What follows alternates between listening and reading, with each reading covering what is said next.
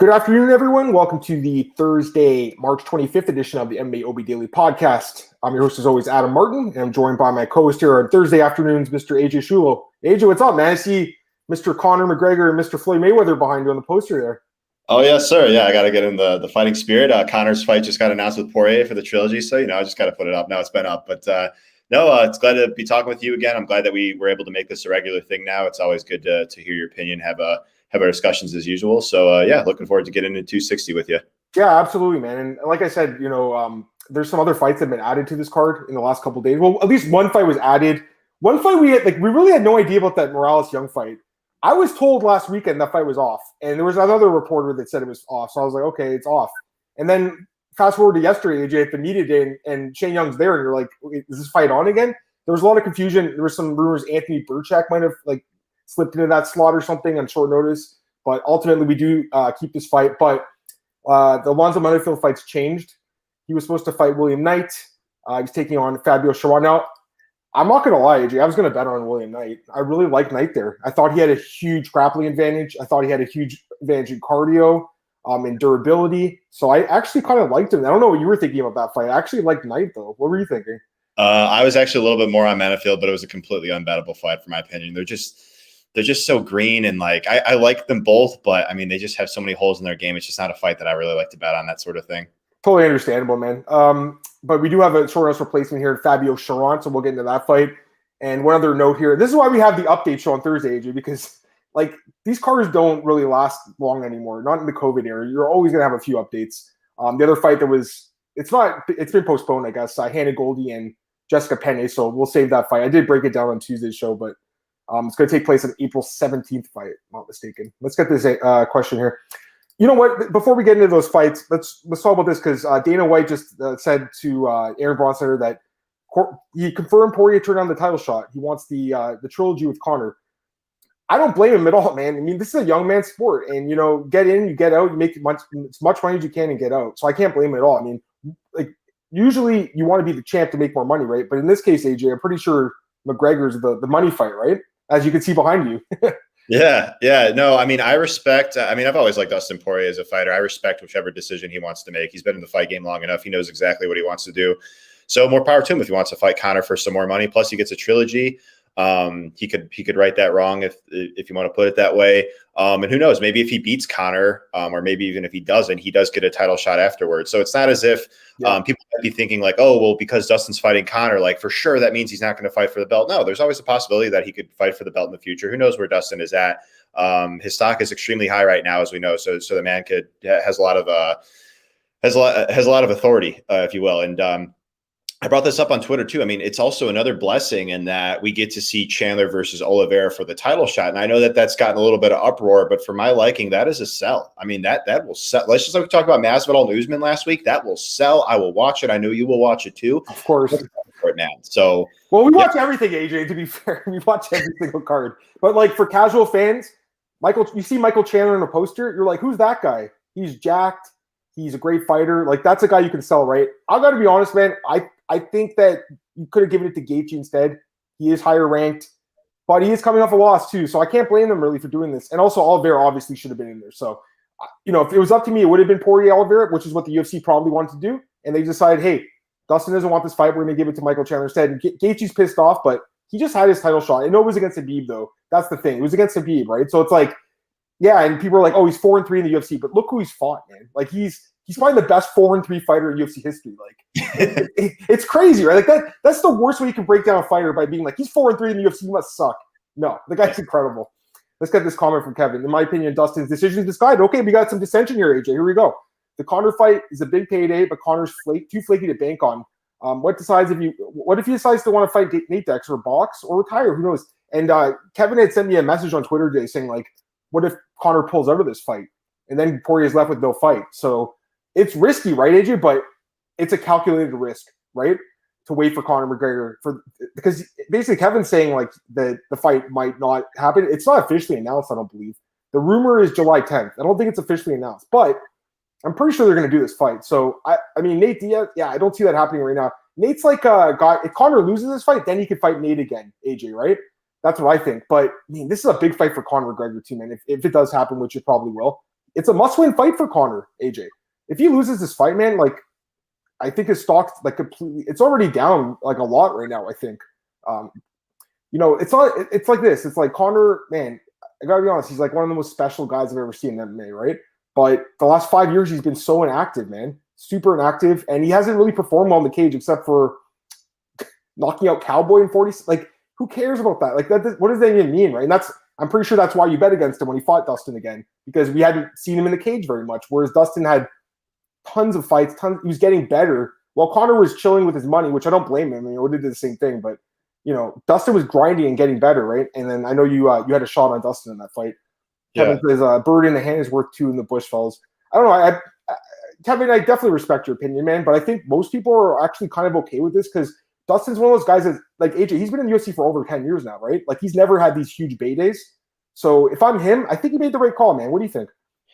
I mean, I'm fine with it in terms of like Conor being flaky. I mean, I think every time Conor has agreed to a fight, he's pretty much done it. Like, I remember there's the Gaethje rumor, like where Conor, like, but he got injured or whatever. He broke his hand. Like, this was going back a year or so ago before the whole COVID stuff.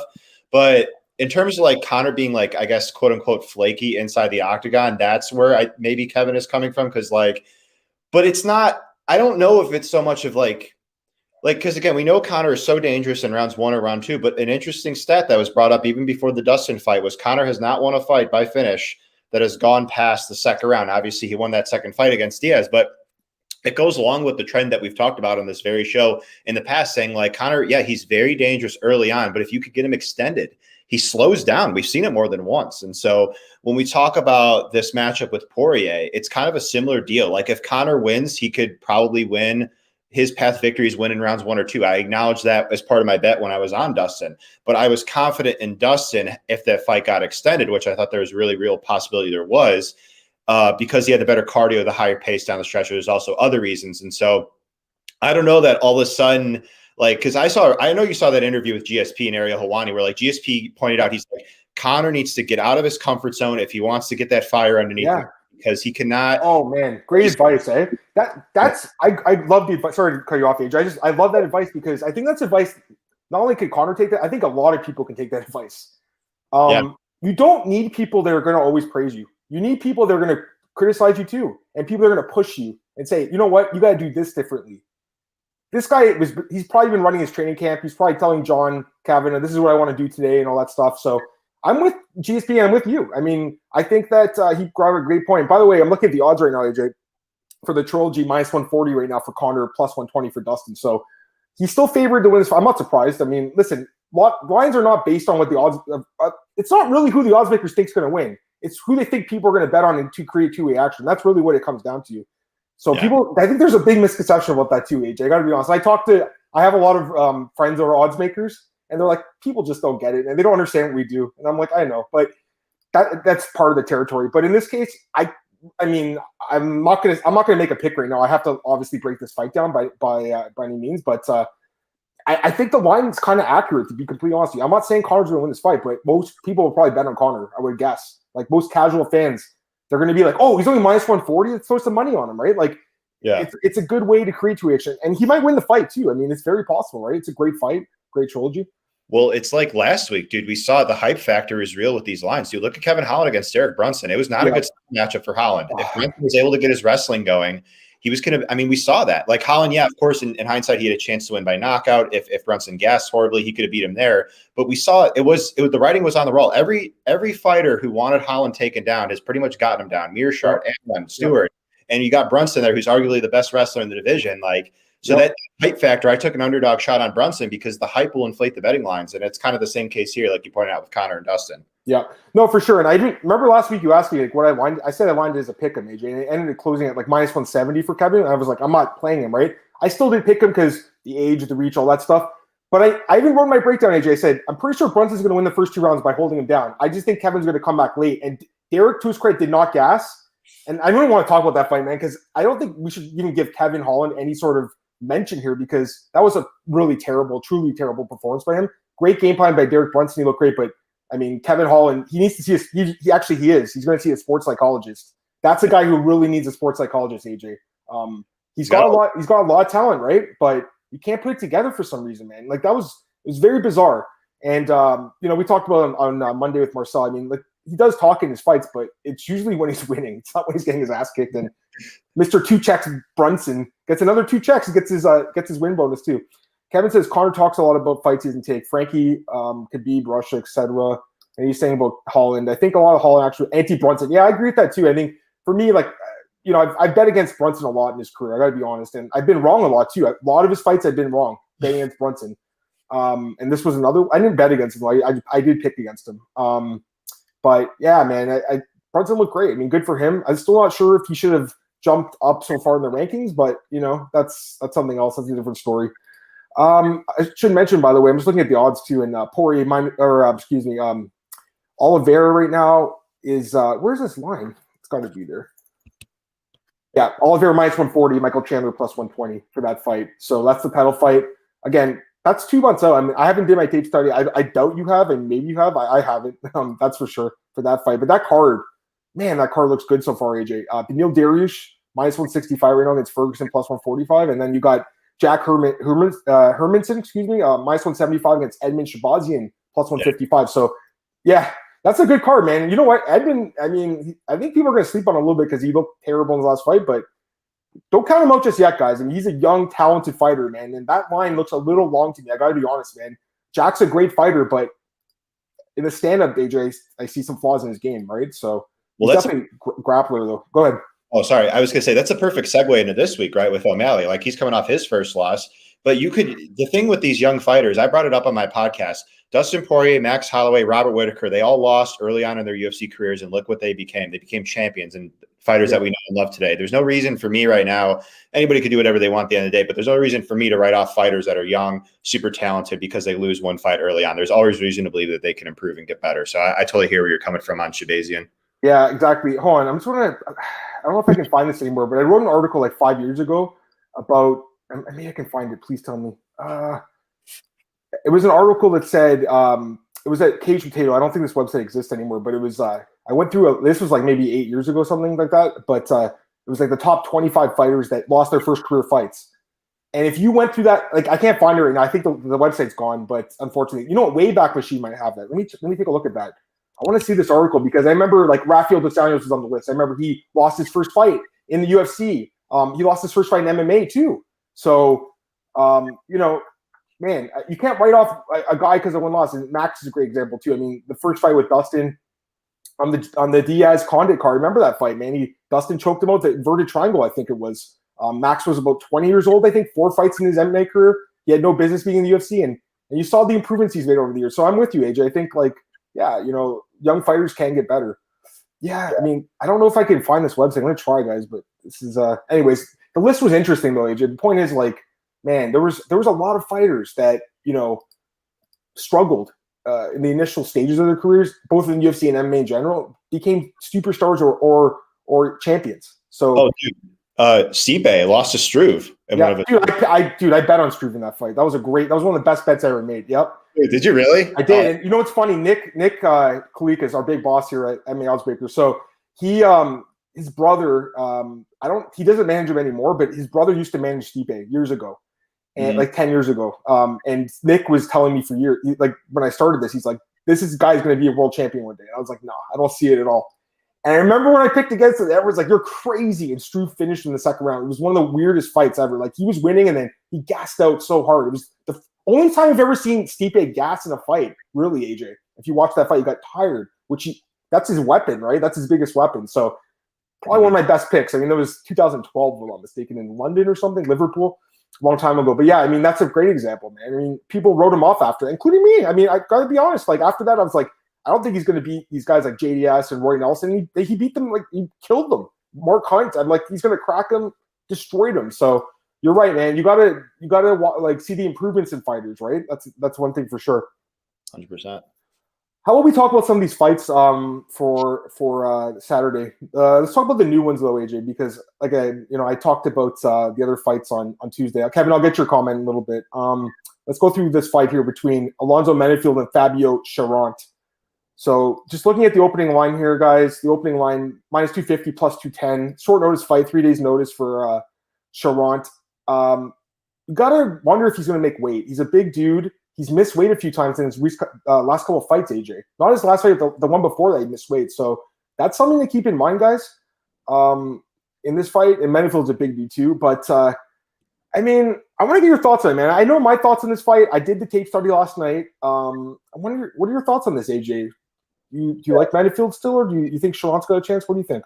I mean, I like Menifield as far as a pick. I'm not going to bet him or anything. Charant, I've watched his fights. He's or Charant, excuse me. He's like a southpaw striker, like mainly a boxer, I'd say. He throws with like power, and then he'll like unload combinations on you. But he'll like, it's not like consistent volume. It's like he'll back you up against the fence, and if you're standing still, he'll like kind of just unload like a flurry on you, basically.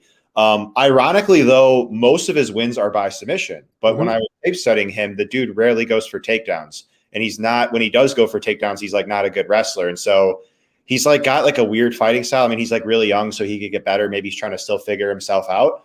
But I like Menifield in the matchup, just the preparedness, the provenness, just much more UFC experienced. I mean, you could forgive Fabio for like, you know, he got hit with a flying knee on Contender Series, whatever. But it's just, he's still a fighter that I still think has a ways to go, as does Menifield. But I'll just take the more prepared, got those intangibles. Kind of like what we talked about with Dawson and Santos last week. Like, yeah, close fight on paper, but I'm going to favor the guy with the more intangibles going in his favor, and Menifield. Yeah. Well, I did my tape study last night in this fight, guys, and I was not impressed at all with Charant, man. I wasn't impressed at all, AJ. I'm really wondering why he's in the UFC, I'll be honest. He doesn't look like a UFC caliber fighter to me. I know he won the LFA title, guys, but it wasn't really impressive. His opponent is not a great fighter. This guy is so inactive, AJ. He barely throws punches. He doesn't have any power in his strikes, from what I've seen. He's got no power at all. He keeps his hands really low, too. We saw him get caught by Khmer on Contender Series. And, yeah, it's weird, right? So I'm watching, and I'm like, I assumed he was a striker, right? Before even looking at his record, I'm like, I'm guessing this guy's a striker. And I watch his fight with Dennis, and he mostly stayed in the feet. And then I watch his other fights, and it's like, he's not a striker at all. And most of his wins are by submission, but he doesn't go for takedowns. The fights just end up on the ground somehow. Like in these transitions and stuff, he gets the guy's back, or there was that one where he rocked the guy and I think he got an anaconda choke. It was pretty sweet, but man, I wasn't impressed, AJ. I got to be honest, man. Like, this guy's a fade, guys. He's a fade. This is exactly like Tai Tuivasa and Harry Hunsucker last week. I really think it's a very similar situation. I get Charant's a much younger fighter than Hunsucker. He's 26, so he can make improvements, but man, I'm just not seeing it. AJ. I got to be honest, man. I wasn't impressed at all. I mean, he definitely is a young guy. He can get better. I admit that. And he, you know what? He does have the cardio advantage. I'll give him that. In this fight, he'll have the cardio advantage, I believe. But man, I don't know. I have to go with that Menifield, man. The question is, do we lay the juice on him? Yeah, it's not my cup of tea. Yeah, I'll just kick back and enjoy it. Hey, but for last week, just like we said, DFS, that's always an option. So he at 8,100, I believe. Like the price is, I think, still the same as what he would have fought Knight, right? So. Yeah, man. I do think this guy's going to win the fight. It's hard to trust Menifield coming off back-to-back losses, right? And I was going to fade him here against Knight. I was going to pick Knight. So this is weird because I really like Menifield here. It's just a guy coming off 2 straight losses. You want to lay minus 290 on that guy? I don't know, but I got to be honest. I'm thinking about it because I think he dusts this dude in the first round. To be honest with you. The problem is if he doesn't win in the first round, he might lose. That's what I'm worried about, right? Because he's got about – how much cardio does he have? About 5 minutes, you'd say, Alonzo? Oh, yeah, about 5. He's just all power-based and not very technical. And, yeah, it's a very muscular frame. It's just, yeah, those guys only have so much cardio, and then we've seen time and time again. So he's not the most trustworthy guy. He's a big favorite, but just like we were talking about with DFS, like I would – making a lot of lineups, maybe taking some shots on Fabio Cherant wouldn't be the worst thing, but more so on the Menifield side there. But no bet for me. Nothing as far as a money line play. Fair enough. Let's get these comments. Daniel says unders and Menifield, O'Malley, and Michael.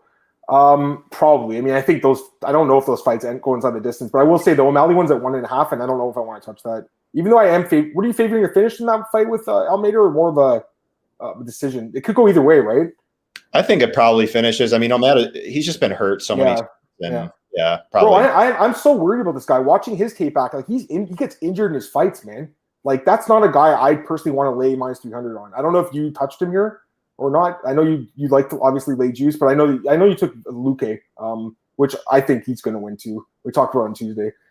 And then you said the Michael bout too. Yeah, that probably should go inside the distance. It's just everyone's saying that now. That's what always trips me out. When everyone's on the same thing, it's like, you know what I mean? Like, it's sketchy. Well, one quick thing. By the way, they're saying your pacing is making him sick, man. He did that JK at the end, so I take it he's being. AJ keeps moving. He's a hustler. Yeah. What were you gonna say? No. An interesting, kind of like what we talked about in the past, was we only remember the times where everybody was on the same side and it lost, but there's been plenty of times where everybody's on the same side and it comes through. Yeah. I remember Usman against Burns, the vast majority of the community was on Usman. That came through, but then everybody remembers when everybody was on Conor against Poirier the second time it didn't come through. So it goes both ways. You know what I mean? I got to be honest, man. I really try not to look what other people are doing anymore. Like I worry about myself. I know that I do as much tape study as anyone in the world probably. Like I bust my ass doing this. I know you do too, AJ. And I trust your opinion. That's why I have you on the show and I have Marcel on the show. But I do watch other shows and I'm just like, these guys didn't watch the tape. I can just tell when they're talking about fights, man. And I don't want to call anyone out, but it's like I know what I'm seeing and I don't need anyone else to kind of give me that. We talked about this last week with that reinforcement, right? Positive. You don't need that, right? We don't need that. Yeah. You know what we're doing here. All right, let's get Valerie's comment. Hey, Valerie, she says in Montreal, money's coming in the strong. What book do you use there, Valerie? I guess it's Bodog. Is that what you would use there? Or is there? Can you bet on through the Quebec system? I think you might be able to bet on the official government thing. Can you just tell me about that, Valerie? I'd like to hear that. And Dale says money comes in lots of losing fighters. Yeah, I mean there was a fight a few weeks ago, Montana De La Rosa against Mayra Bueno Silva, right? And I liked Silva a lot in that fight. And people were like, "You're crazy! All the money's coming in on Montana De La Rosa." And I'm like, "Well, I did the tape star. I know she can lie on top for a win decision, but she's gonna get beat up bad." And she would have won that fight. She didn't grab the fence, so it is what it is. But that's a great example because she would have won that fight had it not been for the point deduction. Which, by the way, I mean that was a quick point deduction. Like, I'd like to see more consistency from refs. If they're going to take points, do it for every fight. Don't just pick and choose. Like the fight last week between Bruno Silva and JP Bays. Bruno Silva landed a groin kick that wasn't even close to anywhere else than the groin. Then he poked him in the eye right after and didn't get a point. He got a hard warning, AJ. What the fuck is a hard warning? Like, take the matter in your own hands. I'm tired of these referees like Mark Smith, man. Like, he's got to take these. He's a good ref. He's got to take these fights into his own hands. You can't let the fighters police themselves. It's not good. Well, I think with Silva, De La Rosa, they took the point because it impacted the takedown. She was going down. But I mean, we see it almost every fight. Let's be completely honest, man. Like, we see a lot of cage grabs that don't get point deduction. It is what it is. I mean, I'm not saying it's a bad point deduction. I think it's a good point deduction. But had it not been for that, I think she might have been able to get up. Unlike her girlfriend, what's her name, Gloria DePaula. Yeah. This girl actually works to kind of get up off her back. Her girlfriend just lost there, as we talked about. So it is what it is. Anyways, so yeah, I mean, we're both kind of on Menifield here. I mean, I feel like maybe I'm a little bit stronger, lean towards him than you are. And again, it's tough because he is coming off 2 straight losses, and I was going to fade him here, right? But I just think this other guy's not good at all, guys. I got to be honest. I wasn't impressed. There's a reason he's on the UFC. That's the thing you got to remember. These contender series guys, they weren't good enough for the UFC to get signed straight up. They had to go through the contender series for the most part. A lot of the contender series guys are kind of losing now, AJ. They're getting up to this level where they're just not good enough now. You're seeing that JP Bays last week, his wife Cheyenne, even Kevin Holland, man. I mean, like, we're starting to see that there's levels to this game, right? And a guy like Brunson, looking back, man, I wish they took him, right? But it is what it is. Yeah.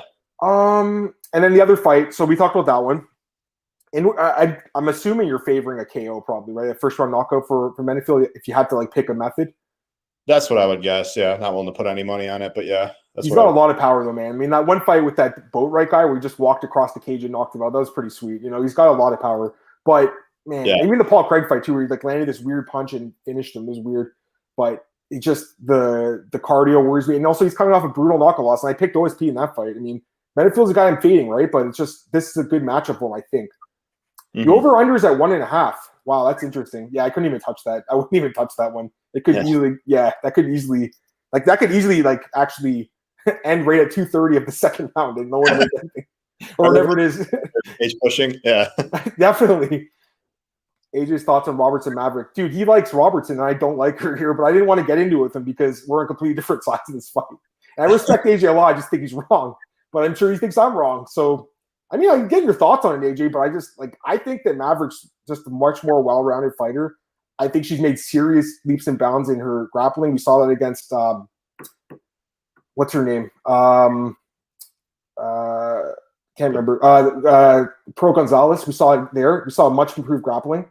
Yeah. And we saw her striking against Juju. And I know it's a bad opponent, obviously, but man, I think she looks good.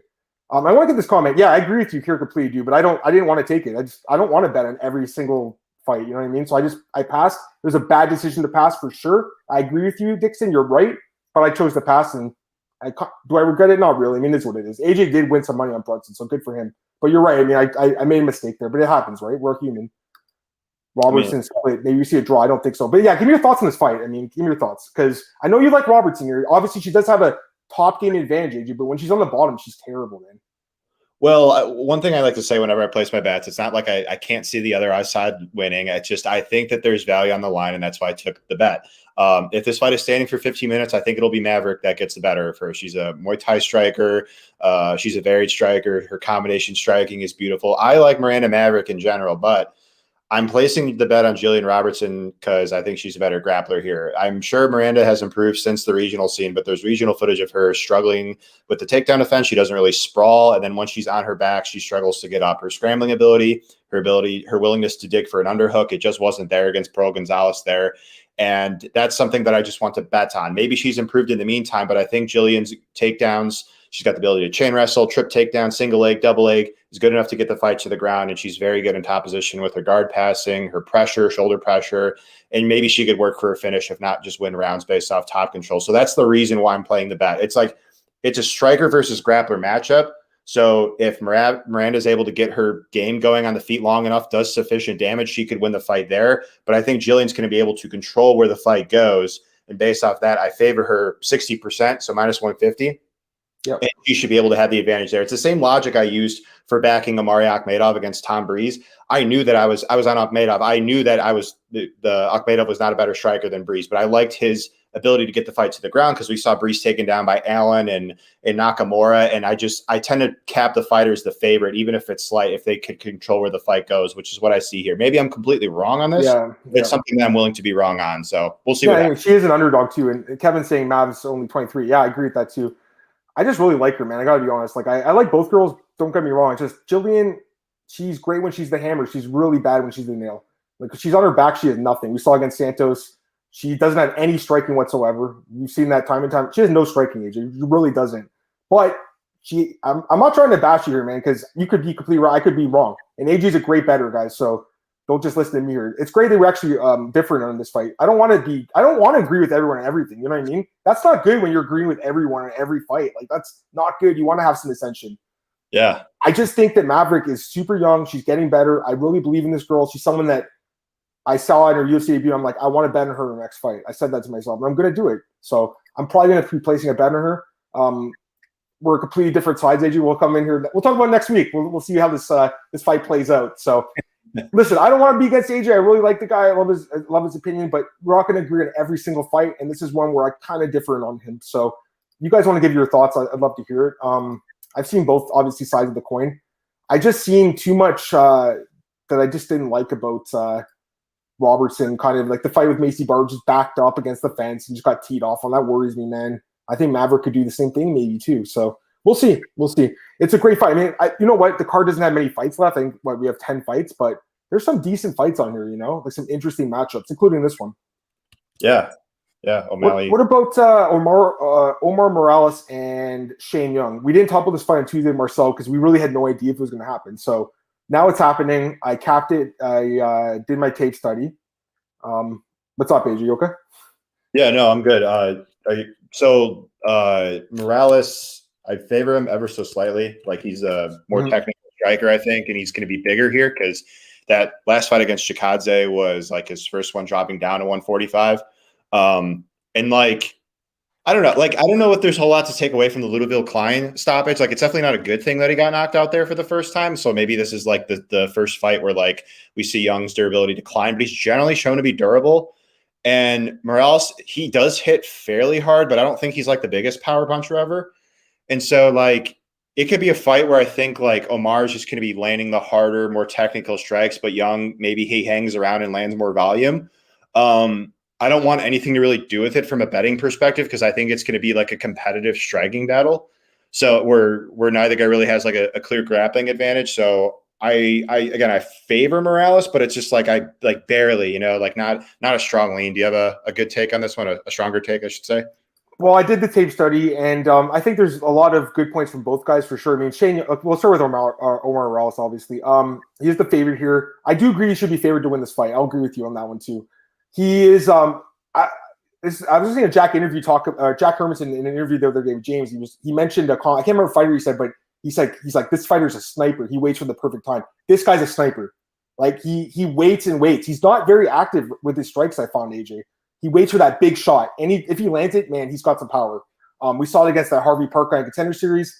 His fight on the Bellator is actually on his YouTube channel. If you go on YouTube, you can watch his fight in Bellator. I think he knocks the guy with a flying knee or a head kick or something. It was like I think it was a kick. I can't remember now, but he's got power, right? He's got some power. He's training at Sanford. I love that team, by the way. I love the Sanford MMA guys. I love betting on those guys. Burns, Chandler, Usman when he was there. There's another guy in this card. Barrio that I favor a little bit in his fight too. So I like that team. Like that's a team that I like to bet on, right? But I have hesitations about this guy here, AJ, for a few reasons. First off, I think he's 34 or 35. He's not really a prospect, right? Like he's an older guy. For this division, that's pretty old. Like he's one of the older fighters in this division right now. Mm-hmm. He's also coming off a loss in his last fight, right? To Giga, a guy who is a more technical striker and a more active volume-based striker. What is Shane Young? He's a volume-based striker. He's going to have more volume in this fight, right? Mm-hmm. The problem I have with Shane Young is, man, the two guys he beat in the UFC, I watched those fights again. Bro, they are not good fighters. Like, I'm sorry, but those guys, they had their hands at their waist, and he was just teeing off in their face. I'm pretty sure Morales is going to have his hands higher. He's going to be able to block some of these punches. I'm pretty sure Omar Morales is not going to be dumb like Austin Arnett, and at the last 10 seconds, come on, man, let's throw down. And he gets dropped with a second left, and you lost the fight. That was really dumb. And then the other guy, Rolando D, gassed out really hard, and he finished. It was a brutal finish, though. It was nasty. But who's Rolando D? He's not in the UFC anymore, right? So that's the hiccup here. And I was against him in his last fight. I picked Ludovic Klein, a guy that I really like. I called him by head kick, too. I said he's going to knock – that's what he does in the regional scene. I'm like, he's going to knock him out with the head kick. So this is a tough one for me because I do favor Morales, but there's just I've seen some stuff I don't like about him, man. And I feel like AJ, if he doesn't knock him out, this is going to go to decision.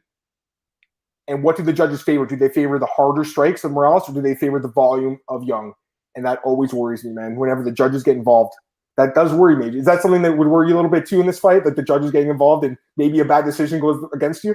Well, very well said. Yeah, that's what it comes down to, right? If I was confident that Morales is going to go out there and knock him out, then I'd be more confident in Morales. But I'm just not. Like, I think it could easily go to a dicey decision where it could be the volume of Young versus the power, lesser volume of Morales, where, again, it just kind of depends on the preference of the judge. You get a judge that favors volume more than the power. Could be looking at a split there, possibly a decision going in favor of Young. So that's part of the reason why I don't want any part of it from a betting perspective. Totally fair. Daniel says, I don't rate Shane Young. Morales is the rival favorite. Young has more volume. I agree. I think he should be favored, but there's stuff I don't like about him too. You know, like, again, he's not young, guys. He's not like a 24-year-old. He's 34 years old. He's older than me. Come on, he's older than me, AJ. So I don't like. Is that a guy I want to bet against a young guy, Shane Young, who's got the volume in a fight that might go the distance and the judges are going to get involved? And man, there's been some bad decisions in Vegas lately. Get some more comments here. Dixon says it's a tough one for some with Jillian and Maverick. Yeah, you're right. I mean, if she doesn't get those takedowns, it could be a night, but if she does, she's probably going to win impressively too. Probably submits Maverick. She gets on top of her. Feast or famine. Yep. Let's talk about this one. This is a great comment. The smaller cage favors Stipe or Ngannou. I mean, it's a great question. I don't know. I mean, this is another tough fight. I read your breakdown. I respect it. This is a tough fight. I actually agree with everything you wrote in your breakdown, by the way. I think Stipe is the better fighter. I think he's the better mixed martial artist. And you know what I mean, AJ? I like betting on the better, well-rounded mixed martial artist. But in this case, I just think Francis, he's got these – bro, he could blow on you and knock you out cold. Like, he's got so much – the power is the game changer, right? The better fighter, Stipe. If you go – I actually wrote my breakdown at Fanatics, AJ, and it was like striking. I was like slight lean towards – only slight because of the power. But I actually think Stipe is way more technical, way more volume. Like, he's got the straighter punches, no doubt about it, more volume. But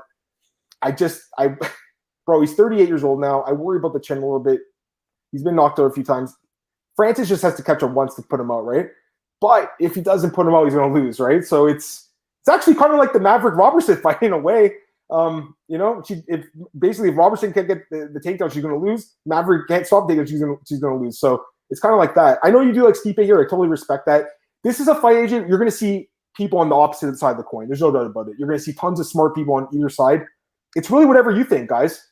I favor Ngannou a little bit, but I totally respect AJ's opinion. You want to talk about this fight, AJ? I'd love to hear your thoughts on the smaller cage thing and who that favors.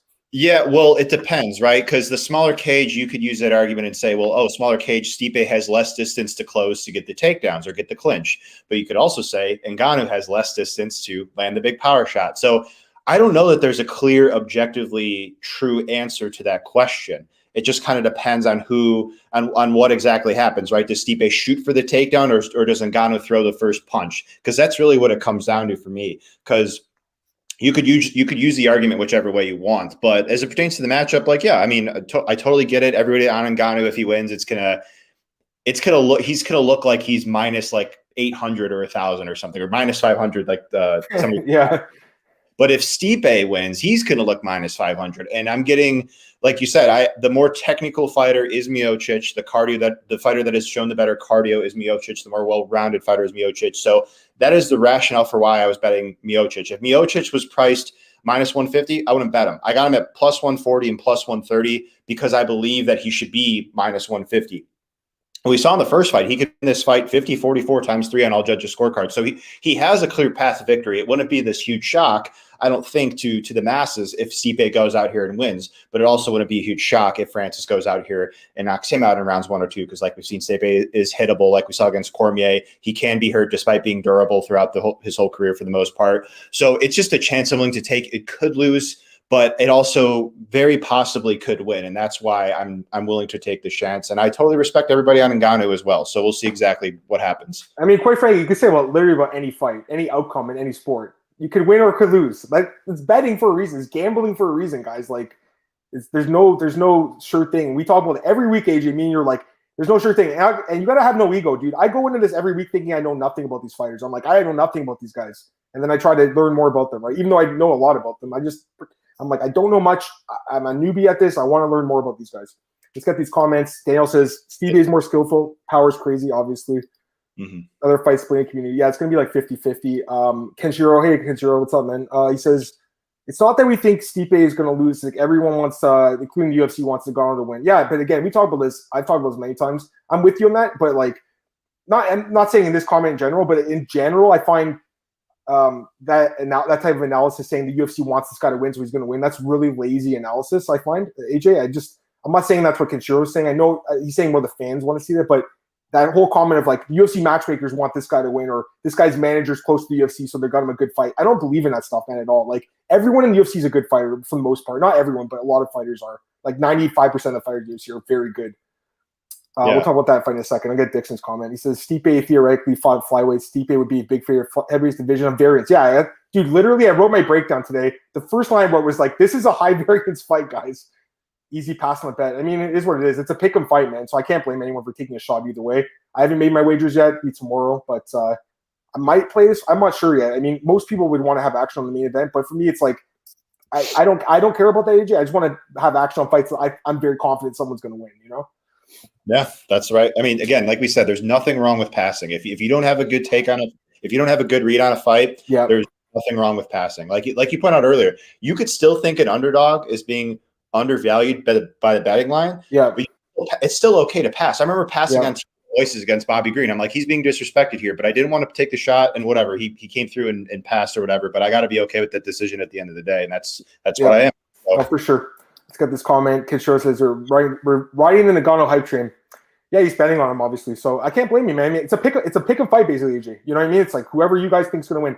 I wish all fights were pick-ems, man. I think that's much more fun, personally, and you don't have to lay crazy juice, so I like that. Let's get this comment. Kevin says, Francis round 1 2 or Steve by decision. Maybe. I don't know if it goes the distance again, man. I don't think so. I don't think it's going to go the distance again. I think if he wins, he's probably going to finish him late. Stipe, like just pound him out or something. It could go the distance. I know his last fight did, but I don't know. I'm feeling like this one's going to end inside the distance either way, AJ. It could, yeah. I mean, but the tricky thing about it is Francis has never actually been finished in pro MMA. So while it's possible, I mean, it's also possible that it goes to decision again if it's Stipe maybe coasting. But if Ngannou wins, it's much more likely to come inside the distance. I agree there. First time he fought, like that was the first time he ever went the distance too, right? Wasn't it? I think so. Yeah. You know, maybe this is the first time he gets finished. It's It's MMA, guys. There's so many ways to win and lose, right? It's crazy. Mm-hmm. Got this question from Kinshiro. Tyron Woodley, totally TKO hittable, no head movement, Luque. If Tyron loses the fight, gave up on him. You're taking Woodley. Okay, so we talked about this on Tuesday again with Marcel. I really wanted to like Woodley. Like at first I'm like, damn, Woodley's plus 220. Holy crap, that doesn't make sense. But then you like watch it and you're like, what is like? There's nothing to like about him anymore. Honestly, the only good thing he has is his right hand. Really, he doesn't really wrestle anymore. He doesn't even throw his right hand. So he's saying he's gonna go balls to the wall in this fight. His back's against the wall, and maybe it is. The problem I have with Luque is it's not his chin. I think he's got a great chin, right? But he's taken a lot of punches, man, a lot of strikes. Like the fight with Nico Price, he ate like 130 strikes or something and survived it. Even that Brian Barberina fight was a freaking war, man. He got dropped in that fight. He came back and won. The Mike Perry fight was a war. So he gets tagged a lot, but I do trust his durability more in the spot a little bit. And the reason I'm going to pick Vicente is, quite frankly, I think he's the better fighter right now. And he's the much more varied striker too. Like he mixes in the kicks, he mixes in the punches. He's got those nasty calf kicks. He could land those in this fight too. And I think his takedown defense looks pretty good, to be honest with you. Except for the fight with I think Michael Graves, who actually is a very good wrestler, to take down a lot of people.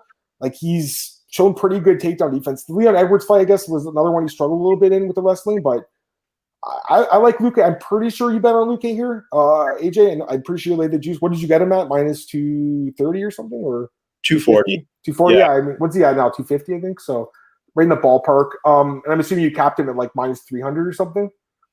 I'd have to go back and check my breakdown for sure. Right now, minus 240. It's the same line, really. So I got to be honest, AJ. I don't see anything to like about Tyron in this fight. And a lot of people are going to back him here because of his name, but like, do you see? Again, we have to look at both sides of the coin. Was there anything you saw from Tyron that gave you some hesitation before you did lay the money? Well, like we talked about, there's risk with this bet. I mean, it's just like if Luque wins, it's probably going to be because he gets knocked out. I mean, like you said, he's hittable. He can be hurt despite being durable, like we saw against Thompson. We saw it against Edwards, other fights as well. But he's still, at the end of the day, he's still never been knocked out in pro MMA in a large sample size. And he's fought some pretty dangerous people. And the thing with Woodley is like it's kind of been the same thing he's always had. It's like he's relying on a big moment to hurt you with the right hand. And now that he's seemingly at the end of his career, his athleticism and power has seemingly regressed. He just hasn't been as willing to engage, even less so recently than he has in the past. It might be a confidence thing. That's purely speculation, but that is a real thing, I think. So he could maybe knock out Luque with a punch, or he can maybe rock him enough to win a couple rounds if the judges favor that. But like you said, Luque's just got more tools on the feet. He pushes the much higher pace. I think he will have success with those low kicks. Woodley stands very heavy on that lead leg. He's a better counter striker than Woodley. He's more technical. So I think Luque's just going to pressure Woodley, and then it's going to be tough. Woodley has to hurt him with a big punch to discourage him. Otherwise, I think Luque is just going to march him down and maybe even get a finish, because he is a finisher. He has finished most of his fights as Luque. So yeah, that's the question here, right? Like, does he finish or not? I think that's the question. I don't know, because Woodley's got a great chin, man. He really does have a good chin. He did get knocked out by Nate Marquardt. Nate Marquardt was so juiced in that fight, guys. Like he got caught for steroids after that fight. It was a great knockout, a nasty knockout. But that was like 10 years ago. And I mean, I know Colby finished him, but it was an injury in the 5th round to I think it was a broken rib or something. Like that's completely different. So the question is, he finished or not? I'm kind of leaning towards a decision a little bit here, but I think it's going to be like a high volume decision. Yeah, for sure. I agree with that. I mean, I think, Woodley could hit him back a couple of times, but Luque is like more just varied striker, man. Like more volume, everything. Like Woodley doesn't throw at all, guys. He doesn't throw and he doesn't do takedowns anymore either. That's the thing. Like if he at least had that wrestling, AJ, I'd be like more willing to take a shot at him. But yes, thank you, Valerie. I was thinking that too. It is the Jordan Mean fight, isn't it? I was thinking that. And I know some of the fights with Wonder Boy ended on the ground, but I think he knocked him down to get to the ground, right? So he does have wrestling in his back pocket, but AJ, we never see it out of him, right? So you can't, like, I know a lot of people are calling him a wrestler. I think that's kind of a lazy way to describe Tyron Woodley. I don't think he's a wrestler. I don't really know what kind of fighter he is anymore, to be honest with you. He used to be a sniper, right? Really. He was waiting for that perfect time, and he was more aggressive, walk across and punch you like the Robbie Lawler fight. He just backs against the fence now, man. He cowers in his fights. And to be honest with you, it's like he's 38 years old too. He's 9 years older. You guys know I love betting against these older fighters, man. Every week there's a fight like this now, man. Joseph Benavidez, Eddie Wineland, every fucking week, guys. There's a guy that was a star 10 years ago, and I bet against them every time. And they usually lose. These are not the same guys that we grew up with watching, guys. Seriously. These are guys that are older, and they're not the same fighter anymore. Dixon says he's gun shy for sure. Yeah, I think he got a divorce too. That's tough, man. That is tough. He needs the money, obviously. 6 figures. Get cut. Yeah, I actually have the same feeling. I was telling, I think Marcellus, I was like, I'm pretty sure next week, AJ, I'm going to write the article saying UFC releases Tyron Woodley for BJPenn.com. I'm pretty sure I'm going to write this article next week. So, 4 straight losses. He makes a lot of money. That's a guy that, could go to Bellator, PFL, etc. I think he'll be fine in his career if he wants to keep fighting, but I don't like this fight for him, man. Yeah, it's tough. Takedown Wonder Boy. Yeah, he did have one. I watched those fights are crazy, man. To be honest with you, I don't even know if he won those 2 fights. I'll be honest with you. I think that definitely the second one he lost that fight. I thought.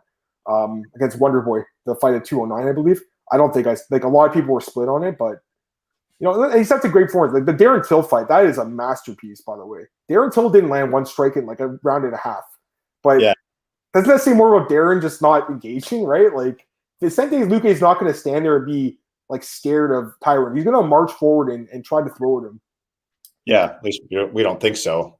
Kishiro's right. I mean, Kishiro. I think we all agree that he's fought better competition, he's beaten better competition. But I mean, again, this happens every week, guys. Like Joseph Benavidez has fought in better competition than Askar Askarov, and Eddie Wineland's fought better competition than John Castaneda, right? But these are not the same fighters, AJ. This is a young man's sport, Yeah. And these guys are at the end of their careers, in my opinion. Yeah, the competition is noteworthy, but I don't consider it the end-all, be-all in a matchup because, like you said, a lot of these fighters get these betting lines because of their name recognition.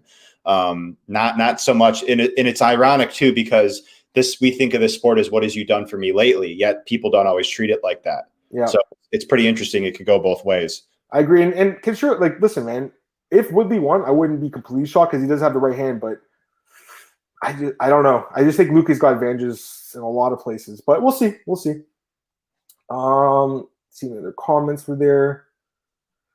No. Okay. So yeah, I mean, it's an interesting card. There's no doubt about it. I had a little bit of news and stuff to talk about as well, guys. They announced some fights the last couple of days. Here's one that this is surprising yesterday. Miesha Tate coming out of retirement, AJ.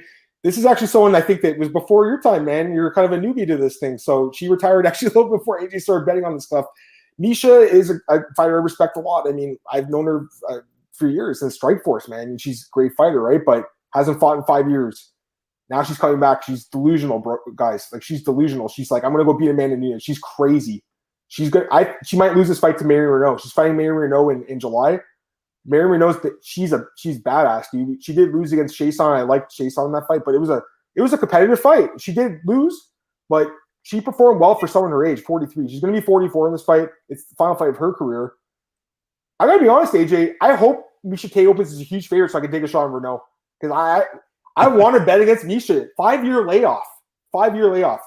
And what's her best attribute? Her grappling. And what's Renault good at? She's pretty good at takedown defense. So what are your thoughts on this announcement, man? It's kind of surprising, right? Well, it's ironic. The very first UFC event I watched for pay-per-view main card was Miesha Tate. Miesha Tate was fighting Raquel Pennington on that card, UFC 205. Yeah. So it's pretty funny how that all works out. But it is, well, I do disagree with you. I don't think Renault has the best takedown defense. And Tate is a pretty solid grappler. She's a really solid grappler, actually. So it's interesting that they're giving her this matchup in the return because this is supposed to be Renault's retirement fight. This is Tate's comeback fight. But I think you pointed out on Twitter, it's interesting. Tate is only 34. So like she's certainly, on the younger side for sure, all things considered.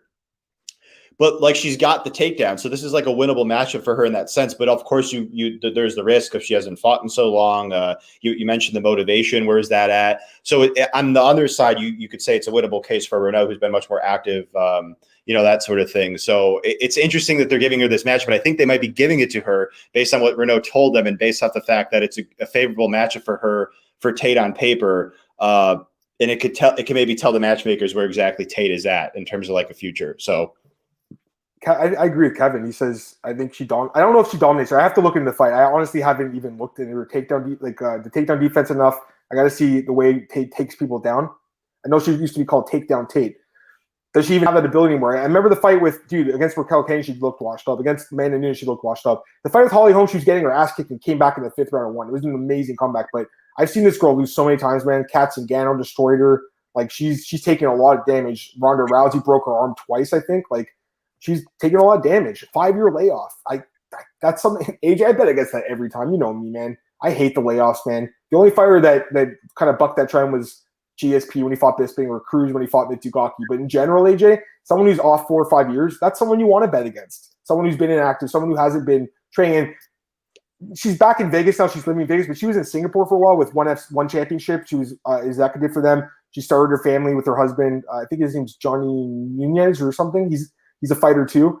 And Kenshiro, I know what you're saying about these pictures and stuff, man, but I can't put those comments on screen, bro. If people really want to see that, they can find that stuff themselves, man. Come on. But yes, that stuff does actually exist out there. Unfortunately, she was part of the fappening, so it's unfortunate. But let's talk about a few other fights here, AJ. Just a couple of fights that Marcel has on his page here. Make sure Marcel's not here today. Get these comments quickly. He says Marion's too old to be burning the money on her. Yeah, again, I haven't even looked into it, so I got to look into it. Personally, talking to Kevin there. Wasn't that good in her prime? Can't imagine his skill set. Straight at him. Me too. But we love everyone here, man. Doesn't matter what your sexuality is. Like, anyone who loves MMA is welcome in this podcast and in this chat room any day of the week. Let's go to some fights here, AJ. Talk about a couple of them. I just saw this one announced, man. This is a great fight. We have 10 minutes left, so we'll just go through them really quick here. Me and Marcel was talking about this guy. I was like, yo, where's Damir Ismagulov? Now he gets a fight announced against this guy, Rafael the Turn Alves. I mean, this is a great matchup for Ismagulov. I haven't even had time to break the tape down. I can tell you right now, this guy's going to win the fight. Like, I'm very high on this guy, AJ. I'm pretty sure you are too, right? Dude, I am too. I wrote him up in one of my prospects to keep an eye on article for MMAOB. The only thing that concerned me about him was the fact that he is inactive. Yeah, the layoff. Yep.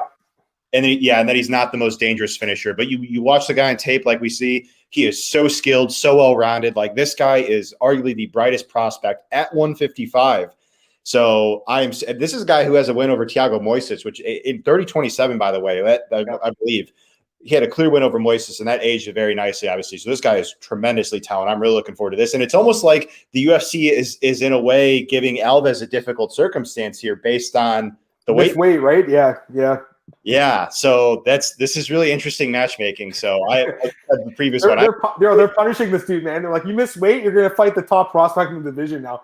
I'm with you, though. I'm looking at Demir's record. It's a lot of decisions. We saw that in this UFC. But, I mean, like you said, the fight with Moises, that looks really good right now, right? Like, that looks really good. So, yeah, I like this guy. I got to be honest. Let's go to some other fights quickly. Randy Brown, not Charles Oliveira, Alex Cowboy Oliveira. Two guys, they're kind of flaky, man. Like, they're great when they're the hammer, bad when they're the nail, AJ. This is kind of a close fight, man. What do you think of this one? Yeah, didn't this one get announced before? But it got scrapped. Wasn't it Ramazan Kurmagomedov stepped in for Randy Brown? He was supposed to fight. Yeah. He was supposed to fight Alex Oliveira, and the fight got, I guess, changed now. They rebooked it. I don't know about Ramazan. I think he had a bad weight cut. I remember we liked him. I think we both liked him in that one, right? At a pick'em price. Anyways, this fight, I mean, this is another pick'em fight, really, I think. Like, I don't know if I have a strong lean. I have to look into it, but you have a strong lean? No, I really don't, because like not the most reliable guys. So yeah, I'm going to do my homework on it, but I'm very unlikely to have a bet here. So yeah. Yeah, for sure. Dwight Grant, Stefan Sulic. I'm very high on Grant. I think he's pretty good. I don't know too much about Sukulic. Can't really remember him too much. I'll have to look at a little bit more. He did fight once, right, in the UFC, I think. Yeah, against Ramazan Emiev. He lost it. Yeah, that guy's tough to beat, man. He is Emiev. He's like kind of like that grinder type that doesn't finish. He's kind of like Ismagulov almost a little bit. Mm-hmm. It kind of outpoints you. This fight, man, I mean, the loser's getting cut on this one. I'll tell you that right now. I'm surprised that the 0-2 for him. He got robbed, though, in that one fight with Paiva. I thought he won that fight. A lot of people did. Man, he's got some nice wins on his record, by the way. Those are some great wins. But this guy, Rivera, 0-3. He's looked terrible to me. Again, I have to look into it because I know he has a long reach, this guy. He's going to have the size advantage, but I have to look into more. I mean, but this guy, I think, is probably going to be the favorite, the Zhumagulov. Probably. I had a bet on Paiva, and I kind of thought Zhumagulov won. Thanks. Makes me feel better. No, really. It was like a pick-up fight. I'm like, I really like Zhumagulov here. Like, all that experience. Then I was like, that's okay. Listen, the judges are going to – it goes both ways, AJ. Sometimes you're going to get decisions that go against you, and they're going to go for you sometimes. It usually evens out. I'll say that. Mm-hmm. This fight's interesting because Chernow is moving up in weight. He's coming off a great win over Jai Herbert, the fight where Dan Hardy freaked out at Herb Dean, the infamous fight on Fire Island. And Muslim Salikov is like a huge guy with big striking. Look at the age of these guys. Terrell's 42, he's turning 43. And Muslim is 26, 27, or 36, excuse me. So these are older guys. Man, this is an interesting fight. I got to be honest. Like Muslim Salikov's a guy I'm pretty high on. Oh, this striking. He beat that guy, Lizu Zaleski dos Santos, and Laureano Storopoli is those are good wins. But Trinaldo's a beast. He's a guy who's beaten everyone. Grandpa Trinaldo, they call him, right? Like he's been in the UFC forever. Any thoughts on this fight? Man, I like the matchup. It's interesting. Yeah. I mean, it's like striker versus grappler, right? If Trinaldo could get him down, he could make it a bad fight for Salikov. But if Salikov keep it standing, he's king of Kung Fu for a reason. So I think it's interesting. Well, and even Trinaldo said in his post-fight interview last time that he was going to move up to 170. He had a weight miss there. I guess it's just his body just can't make the cut to 155 anymore. But the guy's a freak, man. The guy is just still performing at a high level even at his age. So God bless him. Yep, I agree. Got a few more minutes here. Let's go through a couple more. We talked about this fight already. Yep. This fight got moved. This fight's new. So they rescheduled Knight for 2 weeks. I think he got COVID or someone in his team got COVID. So they just rebooked him against Dad and Jung. I'm kind of surprised that this fight got booked so soon. Like, he's fighting. Okay, so Shamil Gatsamov is supposed to fight Jung. Okay, that makes more sense. So Knight's filling in for him. He's already training, so they'll both be in good shape. I got to be honest, man. I thought this guy might have lost to Sam Alvey in his last fight. So like that really worries me just off the bat. I need to look.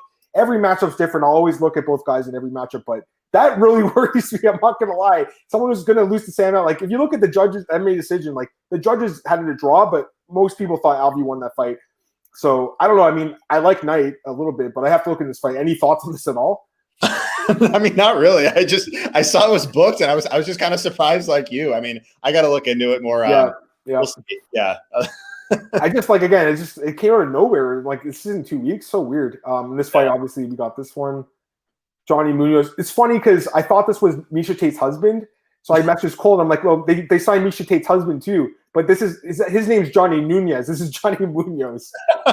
I know, right? So he lost to Seth Maness, I think. I can't remember now. This Jamie Simmons guy got knocked out brutally by Giga Chikadze. Yeah. The loser of this fight's getting cut. Yeah. This fight's been rebooked. Awesome. Nice. This is a weird fight too. And this is basically saying, let's see how good you are, man. Let's see how good you are, Andre Muniz. Let's see how good you are. Because he's taking on a guy in Ronaldo Jacare, who's a veteran of the sport. But the thing is, they're trying to see, does he have anything more than his ground game, Muniz? Because we know he's got a good ground game. We saw against Bartosz Verbinski, right? Does he have striking? We're going to see it in this fight, AJ. Any thoughts on this one?